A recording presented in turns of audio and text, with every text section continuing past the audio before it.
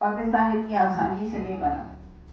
जो जद्दोजहद लोगों की थी और जो जज्बा था कि बस जिन्ना साहब ने हमें कह दिया है कि आज़ाद मुल्क में हम जा रहे हैं, आ गए थे उठ।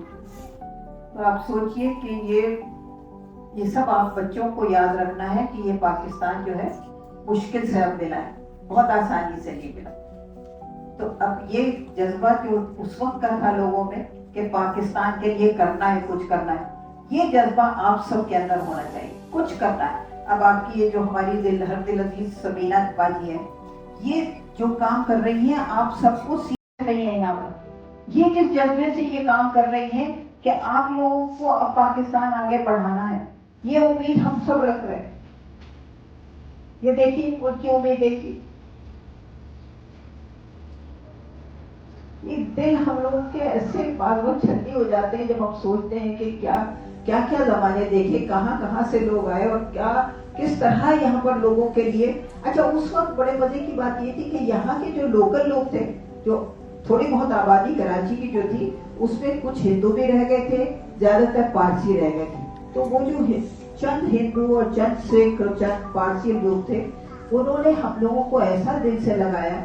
और खासतौर से जो पीर इलाही बख्श शेख साहब, उनके नाम से एक कॉलोनी भी है, उन्होंने पूरे अपने इलाके में दिल खोल के कहा कि बस जो कोई हिंदुस्तान से आ रहा है वो यहाँ इस तरफ आ जाए, हमारी तरफ रहे।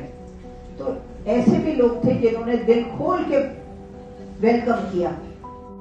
अभी जो आपने स्टोरी सुनाई और मुझे ऐसा लग रहा है कि फातिमा जिन्ना एक कायदे आजम वो लोग तो नहीं है, बट आप उस पूरी स्टोरी का एक बहुत अहम हिस्सा है, क्योंकि आपने ना सिर्फ वो सब देखा बट उसका पार्ट भी थे। So thank you so much कि एटलीस्ट वो कुछ भी कंट्रीब्यूशन था, अगर वो कंट्रीब्यूशन ऐसा था कि हम यहाँ एक आज़ाद मुल्क में एक आज़ाद सोच के साथ बैठे हुए हैं। आयशा हम सब इतना खुशकिस्मत महसूस कर रहे हैं, सच में आपको क्या बताएं कि हम वाकई जिस तरह फरिया ने कहा कि ऐसे लग रहा है कि किसी माजी का कोई शख्स जो है हमारे सामने आई विटनेस। मुझे तो एक एक पल ऐसे लग रहा है कि मतलब फील कर रहे हैं वाकई हम सब, कि मुझे खुद भी नहीं पता था इतना ज़्यादा, हालांकि तो फैमिली है, लेकिन I just feel so honoured कि I can see you, I can touch you, I can talk to you, और आप कायदे की गोद में बैठे हैं। मैं तो बस यही सोचती हूँ, मुझे गूज़बम्स होते हैं कि और आपको सब याद है। मैं शुक्रिया इस वक्त अदा करना चाहती हूँ अपने अजीम बाप और माँ का।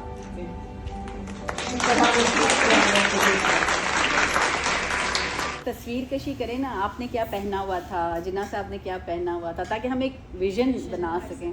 आप सबने जिन्ना साहब की तस्वीरें देखी है।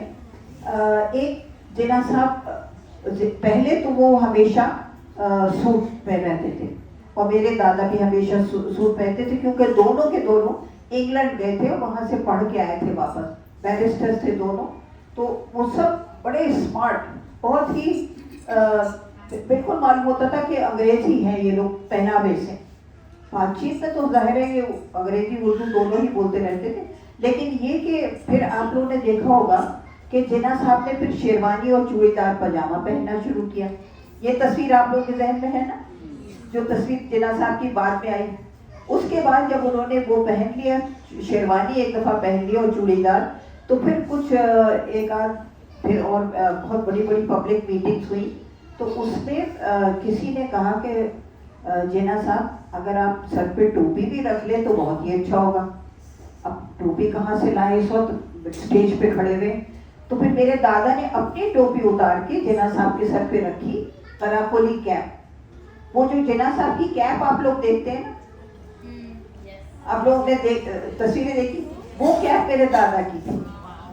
वो कैप हमेशा उन्होंने, दादा ने उनको दे दी और उनसे कहा कि ये अब आप। तो जिन्ना साहब ने पहले जरा टेढ़ी करी, आड़ी करी, फिर शीशा तो वहाँ स्टेज पे था नहीं, कहने लगे पता नहीं मैं कैसा लग रहा हूँ। मैंने कभी सर पे टोपी, अंग्रेजी हैट्स वगैरह तो पहनते थे वो, लेकिन इस तरह की टोपी कभी नहीं पहनी थी।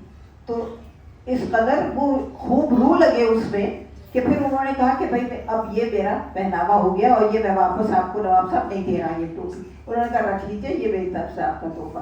तो फिर वो जिन्ना कैप कहलाने लगी थी वो मेरे दादा की, लेकिन जिन्ना कैप के नाम से ही। आप लोगों ने सबने देखी है ना वो तस्वीरें।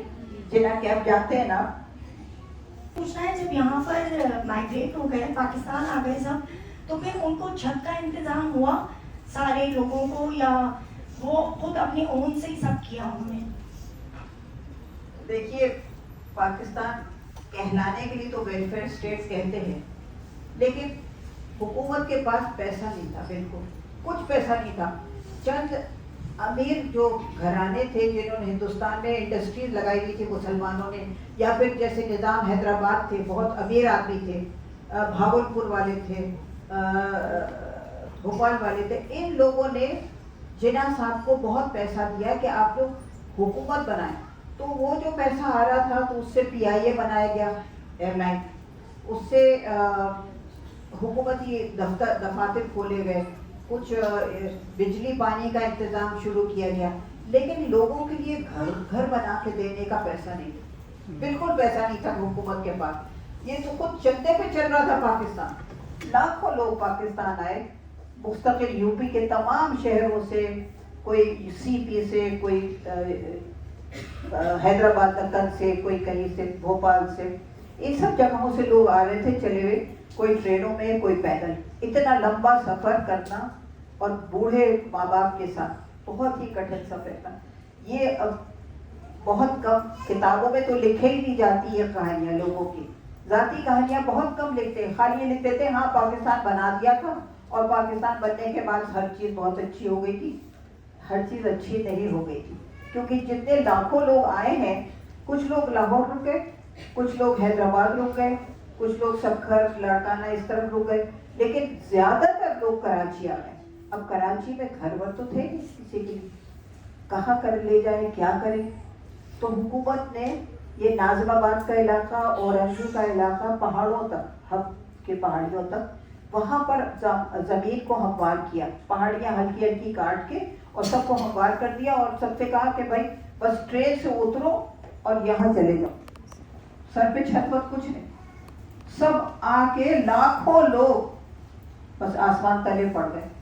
चंद हिंदू और चंद सिख और चंद पारसी लोग थे, उन्होंने हम लोगों को ऐसा दिल से लगाया, और ख़ास तौर से जो पीर इलाही बख्श थे एक साहब, उनके नाम से एक कॉलोनी भी है, उन्होंने पूरी अपने इलाके में दिल खोल के कहा कि बस जो कोई हिंदुस्तान से आ रहा है वो यहाँ इस तरफ आ जाए, हमारी तरफ रहे।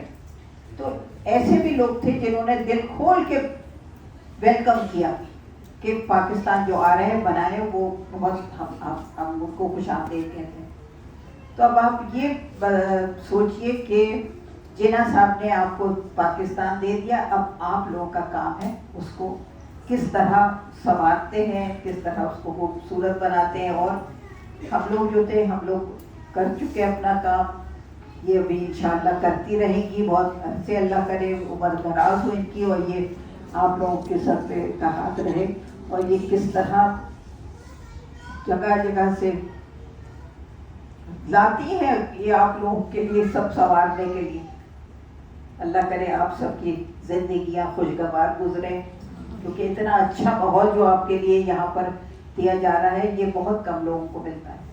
आप लोगों को मालूम है कितने आप लोग खुशकिस्मत हैं कि ये कैसा अच्छा आप लोगों को ये माहौल मिला है ना।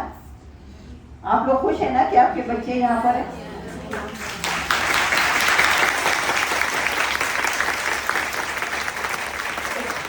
आपकी जमीन आबादी के लिए आप सब लोग खड़े हो।